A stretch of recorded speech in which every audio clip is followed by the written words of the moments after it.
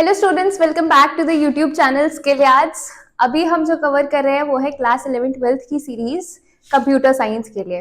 अभी तक हमने सिलेबस जो कवर किया था उसमें हमने पाइथन कवर किया, बेसिक्स ऑफ कंप्यूटर कवर किया, आफ्टर दैट डेटाबेस एसक्यूएल वाला पूरा पार्ट हमने कवर कर दिया है। आज जो हम स्टार्ट करेंगे वो है computer networks.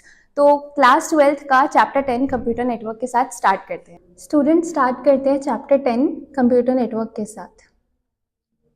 Chapter 10 computer network. Computer network क्या होता है? Basically what is a network? जब भी कोई एक या एक से ज्यादा चीज इंटरकनेक्ट होती है किसी भी रिस्पेक्ट में तो उसे हम कहते हैं नेटवर्क। जब बात कंप्यूटर्स के कनेक्ट होने की आती है तो वो हमारे पास आता है कंप्यूटर नेटवर्क। यहाँ पे मेंशन्ड है two or more similar things or people interconnected with each other is called network. A computer network is interconnection among two or more computers or computing devices. जब एक या एक से ज्यादा कंप्यूटर्स इंटरकनेक्ट होते हैं किसी पर्टिकुलर वर्क के लिए या फिर किसी अलग रिस्पेक्ट में तो उस इंटरकनेक्शन को या फिर उस इंटरकनेक्शन सिस्टम्स को हम क्या कहते हैं? Computer networks. जब दो कंप्यूटर नेटवर्क्स एक दूसरे से कनेक्ट होते हैं तो वो डेटा भी शेयर करते हैं, रिसोर्सेज भी एक्सचेंज करते हैं, कुछ फंक्शंस भी परफॉर्म करते हैं। तो ये सारी वर्क करने के लिए हमें जो नेटवर्क रिक्वायर्ड होता है उसे हम कहते हैं कंप्यूटर नेटवर्क। आफ्टर दैट हमने देखा कि इवोल्यूशन ऑफ नेटवर्किंग कैसे हुई। जो नेटवर्क कंप्यूटर के बीच में बन रहे थे उनका इवोल्यूशन कहाँ से स्टार्ट हुआ। यहाँ पे ये जो चार्ट हमारे पास है, फर्स्ट इज 1961। 1961 से नेटवर्किंग जो है कंप्यूटर्स की वो स्टार्ट हुई थी on some basis.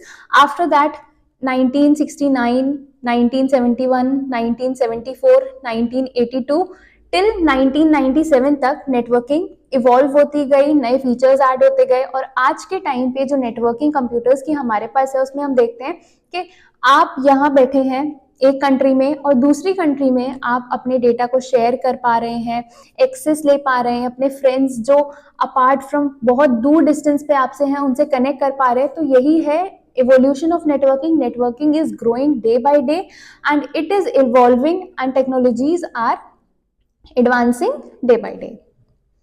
After that हमारे पास आता है टाइप्स ऑफ नेटवर्क। ये तो हमने देख लिया कि कंप्यूटर नेटवर्क होता क्या है, लेकिन टाइप्स ऑफ नेटवर्क कितने हैं हमारे पास वो हम देखेंगे। हमारे पास 4 टाइप्स ऑफ नेटवर्क हैं: personal area network, local area network, metropolitan area network and wide area network. ये 4 नेटवर्क्स हमारे पास किस बेसिस पे कैटेगराइज हैं? On the basis of distance. कितने डिस्टेंस पे हम कौन सा नेटवर्क कैटेगराइज कर सकते हैं, यूज कर सकते हैं, उस बेसिस पे हमारे पास 4 टाइप्स के नेटवर्क है: personal area network, local area network, metropolitan and wide area network. PAN, LAN, MAN and वेन। पर्सनल एरिया नेटवर्क क्या होता है?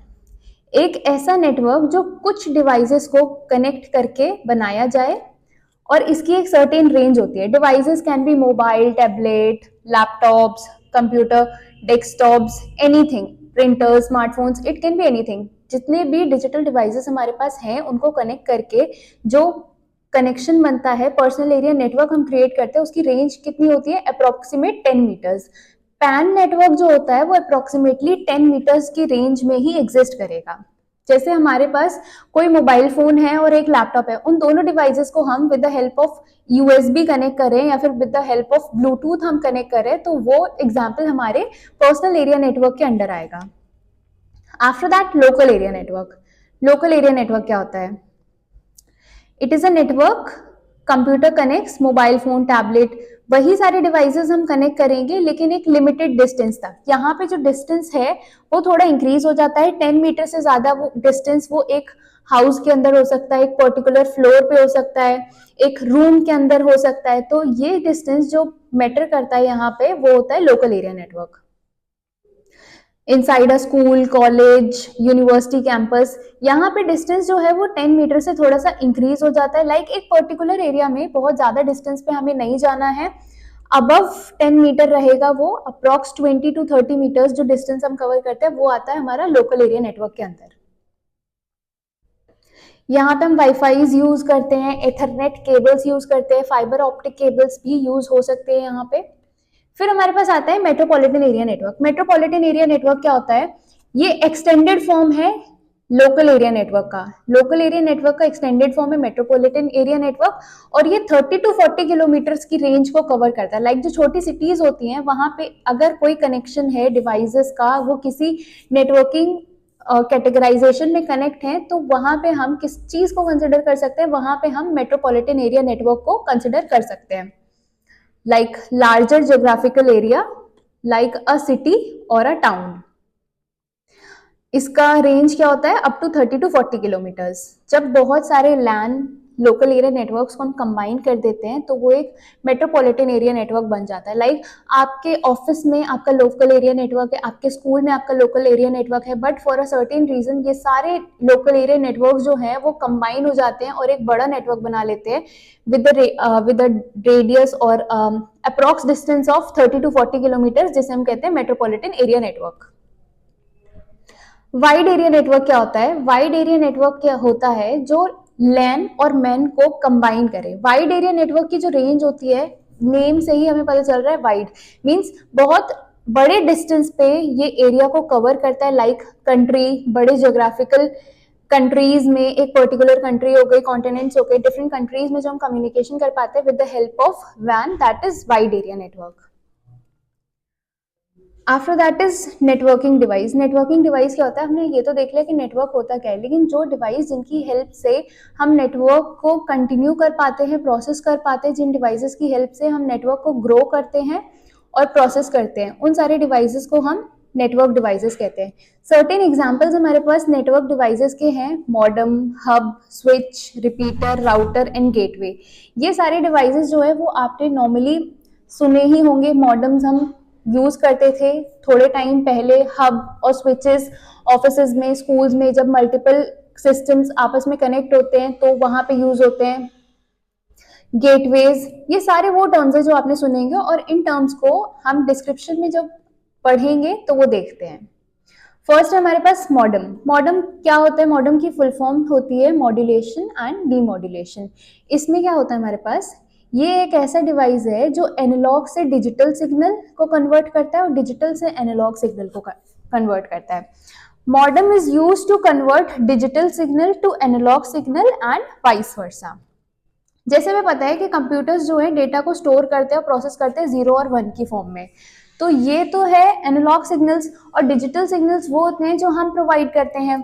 तो इस चीज को कंप्यूटर फॉर्म में एक्सचेंज करने के लिए जो हम यूज करते हैं वो होता है modem for networking purpose.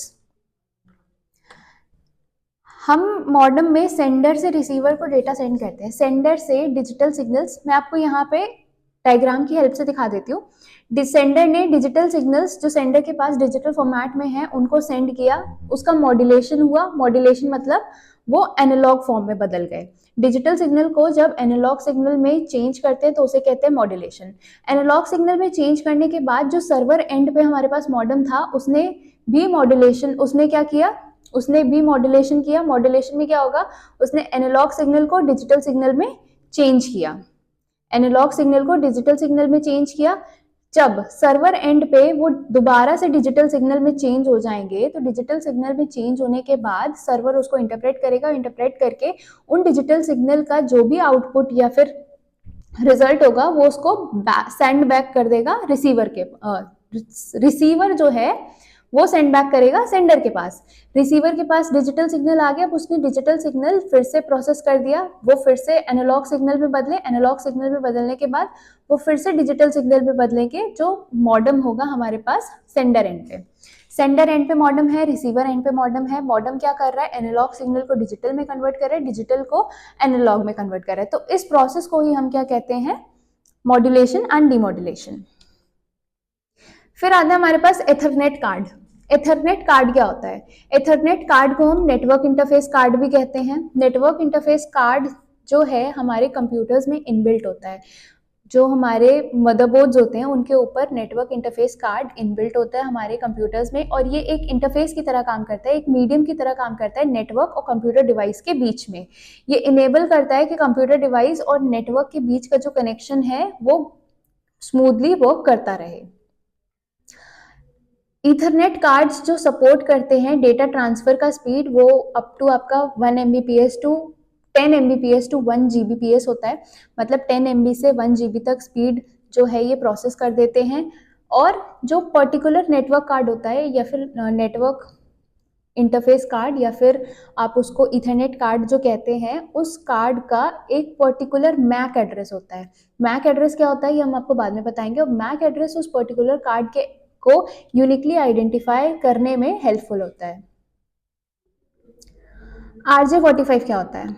RJ45 एक जैक है, 8 पिन जैक होता है। इसका डायग्राम तो यहाँ मैंने पुट ऑन नहीं किया है, बट आप सर्च आउट करके देख लीजिएगा। ये एक जैक होता है जिसको हम अपने कंप्यूटर्स में पुट ऑन करते हैं केबल्स की हेल्प से। ये 8 पिन कनेक्टर होता है। इसमें कनेक्ट करने के लिए हमारे पास सर्टेन 8 पिन्स होते हैं। इसकी हेल्प से नेटवर्क को हम कनेक्ट कर देते हैं अपने कंप्यूटर डिवाइसेस में। ये केबल्स की तरफ जैसे आप यूएसबी लेते हैं, सर्टेन एग्जांपल ले लीजिए, आपके पास यूएसबी है, आपने यूएसबी अपने फ़ोन से लैपटॉप में लगा दी, तो फ़ोन और लैपटॉप आपका कनेक्ट हो गया। अब आप अपने डेटा भी शेयर कर सकते हैं और जो भी आपको काम करना है अपने लैपटॉप से फ़ोन को अटैच करके वो भी कर सकते हैं।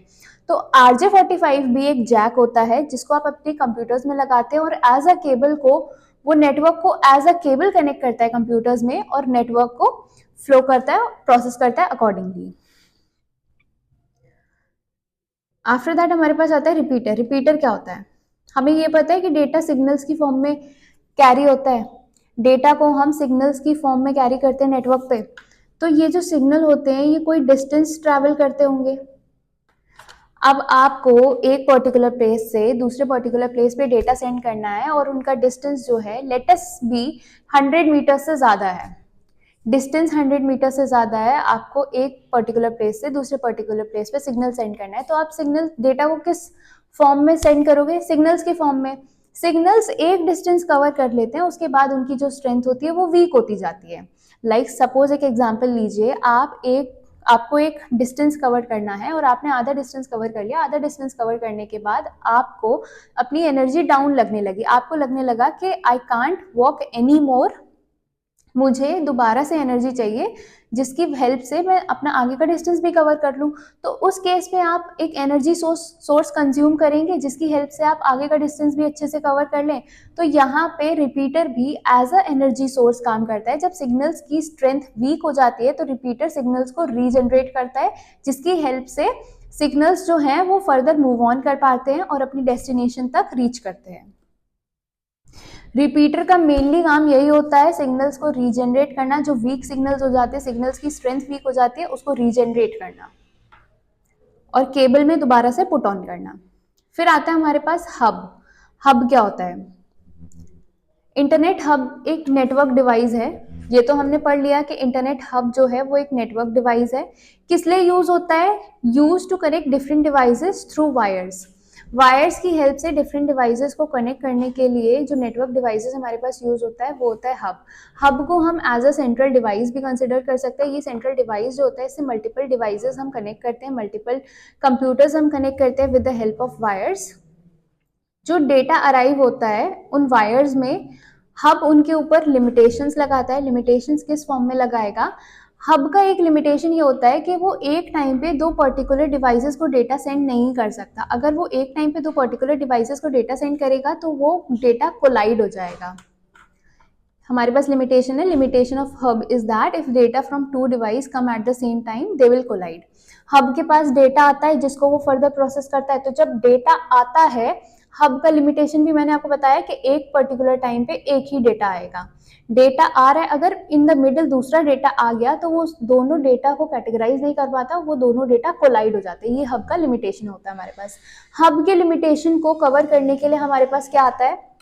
हब के लिमिटेशन को कवर करने के लिए हमारे पास आता है स्विच। स्विच क्या होता है?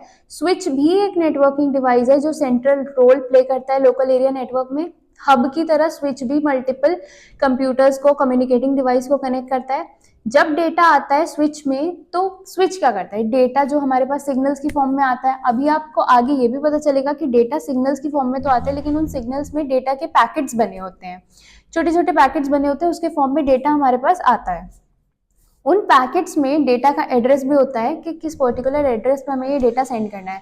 तो स्विच क्या करता है? उस डेटा पैकेट्स में से एड्रेस को फैच करता है, कि एड्रेस निकालता है कि इस पर्टिकुलर एड्रेस पे मुझे ये डेटा पुट करना है या फिर सेंड करना है। फिर पैकेट्स में से देखने के बाद वो देखेगा कि उन पैकेट्स को फिर कहाँ भेजना है। डेटा में से एड्रेस निकाला, एड्रेस निकालने के बाद एड्रेस को गो थ्रू किया, गो थ्रू करने के बाद जो एड्रेस है उन पैकेट्स को उस पर्टिकुलर एड्रेस पे भेज देता है। It sends signals to only selected device instead of sending to all. It can forward multiple packets at the same time. मैंने बताया कि जो हब की लिमिटेशन थी वो ये थी कि अगर सेम टाइम पे दो जगह से डेटा आ रहा है तो वो कोलाइड हो जाएगा, बट स्विच ने इसको रिकवर किया। इसमें क्या होता है कि स्विच जो है हमारे पास मल्टीपल, एक टाइम पे मल्टीपल डेटा हमारे पास आ सकता है। जब एक पर्टिकुलर टाइम पे मल्टीपल डेटा हमारे पास आ जाएगा तो वहां पे वो डेटा कोलाइड नहीं करेगा, क्योंकि वो एड्रेस फेच करता है और एड्रेस फेच करने के बाद वन बाय वन वो उस पर्टिकुलर एड्रेस पे डेटा के पैकेट्स को पहुंचा देगा। आफ्टर दैट हमारे पास आता है राउटर। राउटर क्या होता है? राउटर एक नेटवर्किंग डिवाइस है जो डेटा को रिसीव करता है, एनालाइज करता है और आगे फर्दर ट्रांसमिट करता है दूसरे नेटवर्क्स तक। राउटर जो है लोकल एरिया नेटवर्क में कनेक्ट करता है। लाइक आपने तो सुना ही होगा, कहीं पे तो सुना होगा कि राउटर लगा हुआ है, राउटर वर्क नहीं कर रहा, तो राउटर वर्क नहीं कर रहा तो बाकी सारे सिस्टम्स भी अच्छे से वर्क नहीं कर रहे, तो राउटर भी एक एज अ सेंट्रल पॉइंट काम करता है जो सारे सिस्टम सारे कनेक्टिंग डिवाइस से कनेक्ट होता है और डेटा को वो फेच करता है, मतलब रिसीव करता है, एनालाइज करता है, एनालाइज करने के बाद दूसरे नेटवर्क पे ट्रांसमिट करता है। एग्जाम्पल क्या है? Data has been divided into packets of certain size. Data को सर्टेन साइज के पैकेट्स में डिवाइड किया। सपोज किया ये पैकेट्स जो हैं डिफरेंट नेटवर्क पे कैरी हो रहे हैं और बहुत लार्ज नंबर ऑफ पैकेट्स हमारे पास हैं। इस केस में जो डेटा जो दोबारा रीपैकेट होगा स्मॉलर पैकेट्स में, वो राउटर के थ्रू हम सेंड करेंगे, क्योंकि राउटर क्या करता है? रिसीव करता है, एड्रेस को गो थ्रू करता है, गो थ्रू करने के बाद उसको ट्रांसमिट कर देता है अगेन जहां पे उसे जाना पड़ता है। इसलिए जब लार्ज नंबर ऑफ पैकेट्स हमारे पास होते हैं डेटा के, तो हम प्रेफर करते हैं कि हम राउटर को यूज करें, बिकॉज राउटर की कैपेसिटी जो है लार्ज नंबर ऑफ पैकेट्स को गो थ्रू करने की eight the same time is best. फिर हमारे पास आता है गेटवे। गेटवे क्या होता है? गेटवे हमें उस टर्म से ही सजेस्ट हो रहा है, मतलब समझ में आ रहा है। आपको पता है गेटवे, आप किसी गेट से पास ऑन कर रहे हो तो वहां पे क्या होगा? आपके पास कोई गेट है, आपने उससे पास ऑन किया, इट मीन्स आपने वो पर्टिकुलर परमिशन ग्रांट कर ली। Between an organisation and network outside, यहाँ पे जो लाइन रिटन है हमारे पास, it is a key access point that acts as a gate between an organization network and outside of the world. आपने permission grant कर ली, आप एक पर्टिकुलर प्लेस से निकल के, एक जगह से निकल के दूसरी जगह चले गए, एक सिचुएशन या फिर एक पॉइंट ऑफ इंस्टेंस से निकल के आप दूसरे पॉइंट ऑफ इंस्टेंस में पहुंच गए। एक चीज आपने कवर कर ली, आप दूसरे में कंटिन्यू कर रहे हो। तो गेटवे जो है एक ऑर्गेनाइजेशन के नेटवर्क और आउटसाइड वर्ल्ड के इंटरनेट के बीच में एक बैरियर नहीं कहेंगे, गेट की तरह वर्क करता है। जब एक ऑर्गेनाइजेशन के नेटवर्क से बाहर निकल के हम आउटसाइड वर्ल्ड के इंटरनेट में एंटर करते हैं तो हमें वो गेटवे पास करना होता है। Gateway serves as the entry and exit point of a network. अगर कोई नेटवर्क आउटसाइड वर्ल्ड में एंटर करेगा तो उसे गेटवे से पास होना पड़ेगा। अगर कोई नेटवर्क आउटसाइड वर्ल्ड से वापस आएगा टू द ऑर्गेनाइजेशन नेटवर्क तो उसे गेटवे पास करना पड़ेगा। गेटवे एक सिक्योरिटी चेक जैसे वर्क करता है। नेटवर्क टोपोलॉजीज क्या होती हैं? The arrangement of computers and other peripherals in a network is known as network topology. Network हमने ये तो देख लिया कि हम नेटवर्क यूज कैसे करते हैं, लेकिन नेटवर्क टोपोलॉजी में हम ये देखेंगे कि उन नेटवर्क डिवाइसेस का अरेंजमेंट किस तरीके से होना चाहिए जिससे कि हमारे पास एफिशिएंट आउटपुट आए, या फिर कितने पॉसिबल वेज में हम उनका अरेंजमेंट कर सकते हैं। तो उस अरेंजमेंट को हम बेसिकली क्या कहते हैं? Network topology. नेटवर्क टोपोलॉजी में हमारे पास कुछ सर्टेन टोपोलॉजीज हैं, वो है मेश टोपोलॉजी। मेश टोपोलॉजी क्या होता है? आपके पास डिफरेंट कंप्यूटर्स हैं, computer A, computer B, C and D. Let us suppose आपके पास 4 कंप्यूटर है, A, B, C, D. Mesh topology में जो कंप्यूटर ए होगा वो बाकी तीनों डिवाइसेस को डेटा सेंड करेगा, जो बी होगा वो भी बाकी तीनों डिवाइसेस को डेटा सेंड करेगा, सी भी सेम वर्क करेगा एंड डी भी सेम वर्क करेगा। इसका बेसिक फॉर्मूला यही होता है कि एक पर्टिकुलर डिवाइस अपने अलावा जितने भी अवेलेबल डिवाइसेस होंगे उन सब के साथ नेटवर्क कनेक्शन स्टेब्लिश करेगा और डेटा को प्रोसीड करेगा। लाइक यहाँ पे हमारे पास रिटन है each communicating devices connected with every other in the network. यहाँ पे भी आप देख रहे हैं, ये लेट अस सपोज ये पर्टिकुलर डिवाइस है, तो ये बाकी सारे 5 अदर डिवाइसेस से कनेक्ट है। एक डिवाइस सारे डिवाइसेस से कनेक्ट करेगा, कम्युनिकेट करेगा। अकॉर्डिंगली ये रूल है कि आपको सारे पॉसिबल और अवेलेबल डिवाइसेस के साथ कम्युनिकेट करना है। ड्रॉबैक क्या होता है? ड्रॉबैक तो बेसिकली कुछ नहीं होता, बट एक सर्टेन पॉइंट है यहाँ पे कि हमारे पास एडवांटेज है। एडवांटेज ये है कि अगर कोई एक पर्टिकुलर डिवाइस या नोड, हम यहाँ पे ना डिवाइसेस को नोड कंसिडर करते हैं। लाइक हमारे पास यहाँ पे 6 डिवाइसेस हैं, तो हम उन्हें डिवाइसेस कंसिडर नहीं करेंगे, हम उन्हें टेक्निकल टर्म में एज अ नोड कंसिडर करेंगे और नोड एज अ नोड ही प्रोनाउंस करेंगे। तो हमारे पास 6 नोड्स हैं। ये जो फर्स्ट नोड है हमारे पास, इफ ये खराब हो जाता है तो बाकी का जो नेटवर्क है वो स्टॉप नहीं होगा, वो एज इट इज वर्क करेगा। तो ये एडवांटेजेस है हमारे पास मैश टोपोलॉजी की, कि बाकी नोड्स में ट्रांसमिशन ऑफ डेटा कंटिन्यू रहेगा, रुकेगा नहीं। एक नोड के खराब होने से वहां पे ज्यादा फर्क नहीं पड़ता है। जो भी ट्रांसमिशन ऑफ डेटा रुकेगा उस पर्टिकुलर नोड का रुकेगा, पूरे नेटवर्क का नहीं। रिंग टोपोलॉजी हमारे पास क्या है?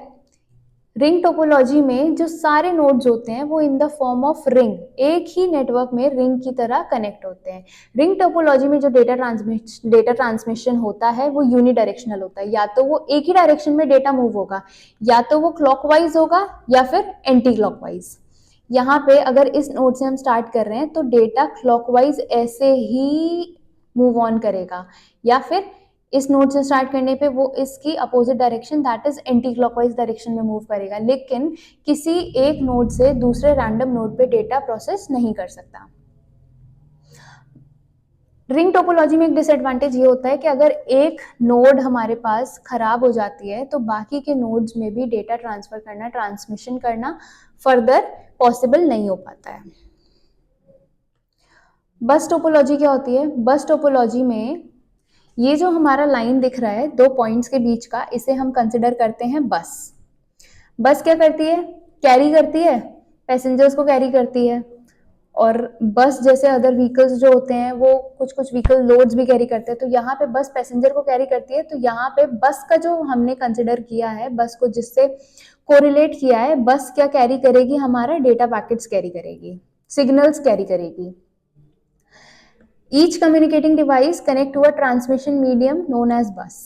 ये ट्रांसमिशन मीडियम हमने बना दिया है, ऐसा मीडियम जिसमें सारा डेटा ट्रांसमिट हो रहा है, जिसको हम बस कंसिडर करेंगे। अगर इस नोड से डेटा आता है तो वो पूरे बस में दोनों डायरेक्शन में, इस डायरेक्शन में भी और इस डायरेक्शन में चला जाएगा, और अकॉर्डिंगली जिस नोड के लिए वो डेटा ट्रांसमिट हुआ है, जिस अदर नोड के लिए, वो उसको प्रोसेस कर लेगा। यहाँ पे हमारे पास रिटर्न है, data sent from a node passed on the bus and hence transmitted to the length of the bus in both directions. That means data can be received by any of the node connected to the bus in this topology. आपने बस में data transfer कर दिया, वो सारे nodes के पास चला गया। अब जिस नोड को जरूरत है वो तो उस डेटा को ले ही लेगा। आफ्टर दैट ड्रॉबैक क्या आता है कि जिस नोड को जरूरत नहीं है वो भी उस डेटा को कंज्यूम कर सकता है। तो ये हमारे पास एक सिक्योरिटी थ्रेट आता है जो बस टोपोलॉजी में हमारे पास एग्जिस्ट करता है। इसलिए हम किस टोपोलॉजी को ज्यादा कंसिडर करते हैं? We are considering mesh topology the most over bus and ring topology. Next है हमारे पास स्टार टोपोलॉजी। स्टार टोपोलॉजी में क्या होता है? स्टार टोपोलॉजी में इन द मिडल और सेंटर हब होता है। हब को हम डिफरेंट नोड से कनेक्ट करते हैं। हम हब या स्विच कुछ भी यूज कर सकते हैं। इसको सेंट्रल नोड हम मानते हैं और इसको हम बाकी डिफरेंट नोड्स जितने भी हमारे पास अवेलेबल हैं उससे कनेक्ट करते हैं। ये सबसे इफेक्टिव और एफिशिएंट मानी जाती है। फास्ट भी इसलिए मानी जाती है क्योंकि आपको अभी मैंने हब और स्विच का जो है ऑपरेशन बताया कि ये डेटा को रिसीव करते हैं, डेटा के एड्रेस को गो थ्रू करते हैं, फिर ट्रांसमिशन करते हैं। तो जब इसमें डेटा का एड्रेस आ जाता है तो ये अकॉर्डिंगली उस पर्टिकुलर नोड तक डेटा ट्रांसमिट कर देते हैं। हब यहाँ पे सेंट्रल डिवाइस की तरह वर्क करेगा, और अगर किसी पर्टिकुलर नोड में डिफरेंस और डिफेक्ट आता है तो वहां पे बाकी सारे नोड्स जो हैं डिस्टर्ब नहीं होंगे, उनका जो प्रोसेस है वो चलता रहेगा, ट्रांसमिशन है एज इट इज वर्क करेगा। नेक्स्ट है हमारे पास ट्री और हाइब्रिड टोपोलॉजी। ट्री और हाइब्रिड टोपोलॉजी क्या होती है कि सारे टोपोलॉजीज का कॉम्बिनेशन इन एनी वे, ये हमारे पास होता है ट्री और हाइब्रिड टोपोलॉजी। मल्टीपल ब्रांचेस होती है, लाइक यहाँ पे आपने बस टोपोलॉजी भी इंक्लूड कर दी, बस टोपोलॉजी के साथ साथ रिंग टोपोलॉजी भी आप इंक्लूड कर रहे हो, एक ब्रांच में आपने रिंग टोपोलॉजी इंक्लूड कर दी, एक में आपने मेश टोपोलॉजी इंक्लूड कर दी। तो जो भी अरेंजमेंट यहाँ पे होगा सारी टोपोलॉजीज के कॉम्बिनेशन से, उसको हम कहते हैं हाइब्रिड टोपोलॉजी। नेक्स्ट टॉपिक है हमारे पास identifying nodes in a network communication. Nodes को हम कैसे आइडेंटिफाई करते हैं नेटवर्क कम्युनिकेशन। हमें ये तो पता है कि हमारे पास मल्टीपल नोड्स प्रेजेंट है, लेकिन हम आइडेंटिफाई कैसे करेंगे कि हमें एक पर्टिकुलर नोड ही चाहिए और इस नोड पे ही हमें डेटा प्रोसेस करना है, ट्रांसफर करना है, या फिर और भी जो भी ऑपरेशंस है वो प्रोसेस करने हैं। Each node in a network should be uniquely identified so that a network device can identify the sender and receiver and decide a routing path. ये भी बात सही है कि हमें नोड्स को यूनिकली आइडेंटिफाई करना होगा। अगर हम नोड्स को ही यूनिकली आइडेंटिफाई नहीं करेंगे, हमें यही नहीं पता होगा कि सेंडर कौन सा है, रिसीवर कौन सा है, तो हम प्रॉपर राउटिंग पाथ, जिस पाथ से डेटा ट्रांसमिट होगा, वो कैसे डिसाइड कर पाएंगे। फॉर दैट पर्पज हमें नेटवर्क कनेक्शंस में नोड्स को आइडेंटिफाई करना पड़ता है। अब नोड्स को आइडेंटिफाई करने के लिए क्या क्या मेजर्स हैं हमारे पास, हम वो देखते हैं। First is MAC address. MAC address क्या होता है? मैक एड्रेस स्टैंड होता है media access control. MAC address की फुल फॉर्म होती है मीडिया एक्सेस कंट्रोल। नेम से हमें पता चल रहा है मीडिया का एक्सेस कंट्रोल जो रखता है वो मैक एड्रेस हो गया। ऐसा एड्रेस जो मीडिया के एक्सेस को कंट्रोल करता है। ये फिजिकल और हार्डवेयर एड्रेस भी हम इसे कहते हैं। फिजिकल और हार्डवेयर एड्रेस हम इसे क्यों कहते हैं? क्योंकि ये ऐसा एड्रेस है जो हार्डवेयर डिवाइसेस को यूनिकली आइडेंटिफाई करता है। यूनिकली आइडेंटिफाई कैसे करता है मैं बताती हूँ। जैसे अभी हमने देखा था कि नेटवर्क इंटरफेस कार्ड हमारे पास था इथरनेट कार्ड्स में, तो जो नेटवर्क इंटरफेस कार्ड्स हमारे पास इथरनेट कार्ड्स में था वो मदरबोर्ड पे अटैच होता है। अब उसमें हमने ये भी देखा था कि नेटवर्क इंटरफेस कार्ड का मैक एड्रेस होता है जो उसको यूनिकली आइडेंटिफाई करता है। मैक एड्रेस एक 12 डिजिट का हेक्साडेसिमल नंबर होता है। हेक्साडेसिमल नंबर तो मैंने आपको बताया ही था, 0 to 9 and after that A to F, जिसका बेस जो होता है वो 16 होता है, मीन्स 16 डिजिट्स हम यूज करते हैं। तो हेक्साडेसिमल नंबर हमारे पास ये जो रिटन है ये है MAC address. MAC address 12 digit number होता है। 12 डिजिट नंबर में से जो इसके फर्स्ट 6 डिजिट्स होते हैं वो होता है OUI। OUI क्या होता है हमारे पास? Organisational unique identifier. Organisational unique identifier क्या होता है? ऑर्गेनाइजेशन का एक यूनिक आइडेंटिटी, मतलब मैन्युफैक्चरर आईडी, वहां पे जो यूनिक होती है, यूनिक मैन्युफैक्चरर आईडी हमारे पास जो होती है वो होता है OUI, जो first 6 digit of MAC address consist करते हैं। उसके बाद आता है हमारा unique serial number. Unique serial number में क्या होता है? जो सीरियल नंबर हमें एक प्रोवाइड किया जाता है, एक सीरियल नंबर जिस सीरियल से वो पर्टिकुलर हार्डवेयर और फिजिकल पार्ट डेवलप्ड हुआ है वो सीरियल नंबर हमें प्रोवाइड किया जाता है। तो ये जो 12 डिजिट मैक एड्रेस है ये हार्डवेयर या फिजिकल डिवाइसेस को यूनिकली आइडेंटिफाई करते हैं। ये NIC जो है, नेटवर्क इंटरफेस कार्ड पे जो मैक एड्रेस हमारा प्रोवाइड होता है, इससे हम यूनिकली आइडेंटिफाई कर सकते हैं किसी भी पर्टिकुलर डिवाइस को। ओके, फिर आता है हमारे पास IP एड्रेस। IP एड्रेस तो आप लोगों ने बहुत अच्छे से सुना होगा, और कुछ स्टूडेंट्स तो ऐसे भी होंगे जिन्हें IP एड्रेस पे वर्क करना भी पता होगा, थोड़ा बहुत IP एड्रेस के बारे में जानते भी होंगे। IP एड्रेस बेसिकली क्या होता है? इंटरनेट प्रोटोकॉल एड्रेस होता है। IP एड्रेस हमारे पास इंटरनेट प्रोटोकॉल एड्रेस होता है। ये एक यूनिक एड्रेस होता है जो ईच नोड नेटवर्क को यूनिकली आइडेंटिफाई करता है। अगर मेरा कोई कंप्यूटर डिवाइस है तो उस पर जो नेटवर्क होगा उसको यूनिकली आइडेंटिफाई करेगा IP एड्रेस। IP एड्रेस हर नोड को, नेटवर्क में जितने भी नोड्स होते हैं उन सबको असाइन किया जाता है, जिससे कि एक स्मूथ कम्युनिकेशन जो है वो होती रहे। अगर हमें कंप्यूटर का IP एड्रेस पता है, if we know a computers IP address, हम कंप्यूटर्स से कनेक्ट कर सकते हैं, कम्युनिकेट कर सकते हैं वर्ल्ड में कहीं भी। अगर मुझे पता है कि आपके सिस्टम का IP एड्रेस क्या है तो मैं आपसे इजीली कम्युनिकेट कर सकती हूँ, कनेक्ट कर सकती हूँ। लेकिन अगर मुझे पता ही नहीं है कि आपके सिस्टम का IP एड्रेस क्या है तो मैं आपसे कम्युनिकेट कैसे करूँगी? However, unlike MAC address, IP address can change if a node is removed. अब ये तो देखा हमने कि हर सिस्टम का IP एड्रेस होता है, लेकिन there are number of systems in the world, तो हर सिस्टम का एक यूनिक IP एड्रेस है। तो कितने IP एड्रेसेस हमारे पास होंगे, और जो सिस्टम्स पहले एग्जिस्ट करते थे उनके कितने IP एड्रेसेस हमारे पास होंगे? तो ऐसा नहीं है, जो सिस्टम्स हमारे पास रिमूव हो जाते हैं, जो नोड्स हमारे नेटवर्क में से रिमूव हो जाती हैं, उनका आईपी एड्रेस भी रिमूव हो जाता है, फिर एक नया आईपी एड्रेस नए सिस्टम को असाइन कर दिया जाता है। आईपी एड्रेस पहले जो हमारे पास आते थे वो 32 बिट्स होते थे, जिसे हम IPv4 भी कहते थे, लेकिन number of systems are increasing day by day, number of demands for the systems and number of demands for the IP addresses for particular systems are increasing day by day. तो उस scenario में जो नया IP address हमने introduce किया वो था 128 bits का। 128 बिट्स का आईपी एड्रेस हमने स्टेब्लिश किया, जिसका नेम था IPv6 शॉर्ट में, IPv6। IPv6 का आईपी एड्रेस का रिप्रेजेंटेशन कुछ इस तरह होता है, ये बेस 16 हेक्साडेसिमल फॉर्मेट में ही होता है। ये आईपी एड्रेस हमने प्रोवाइड किया sample IP address for IPv6 example. ये तो हमने देखा कि आईपी एड्रेस एक यूनिक एड्रेस होता है। उसके बाद हम देखते हैं इंटरनेट, वेब और इंटरनेट ऑफ थिंग्स।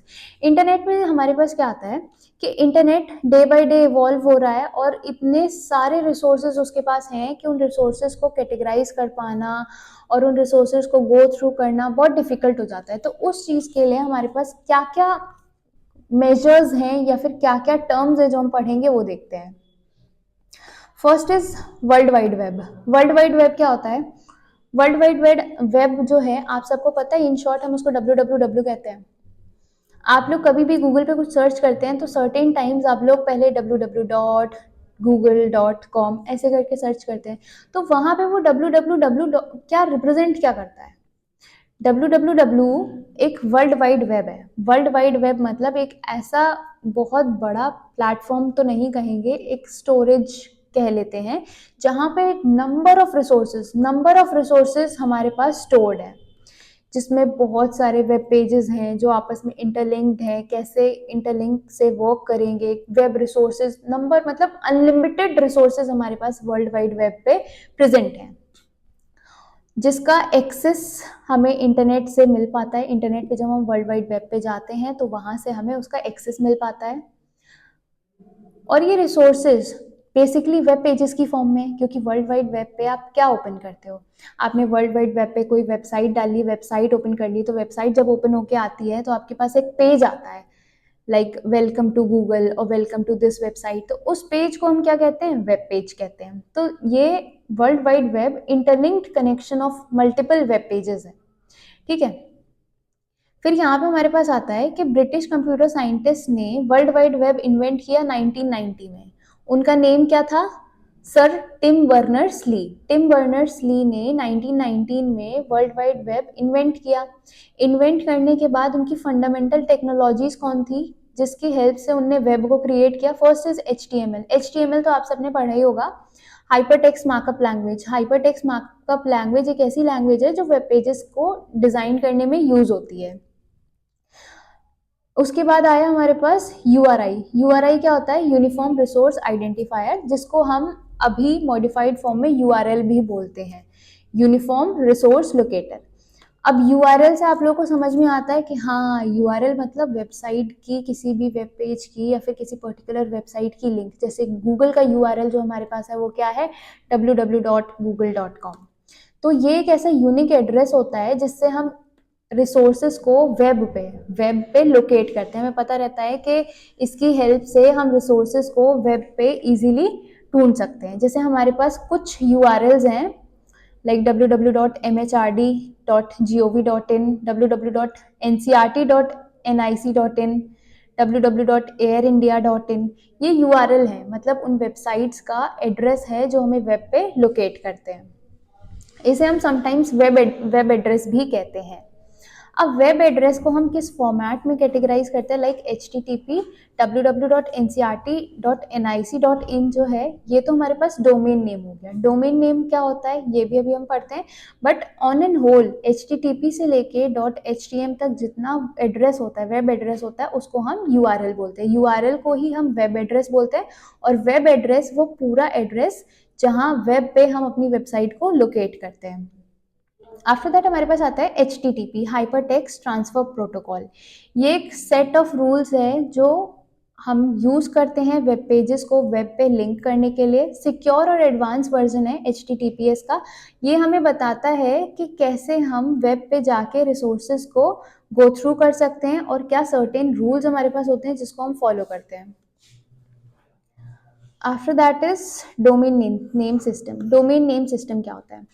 आपको पता है कि इंटरनेट पे बहुत सारे रिसोर्सेज हैं, multiple resources are there available on internet, but उन रिसोर्सेज को ढूंढना बहुत मुश्किल है। हमें ये भी पता है कि पर्टिकुलर वेब पेज का एक आईपी एड्रेस होगा, आईपी एड्रेस की हेल्प से हम उसे लोकेट कर सकते हैं, फाइंड कर सकते हैं, but is it possible to learn that particular IP address?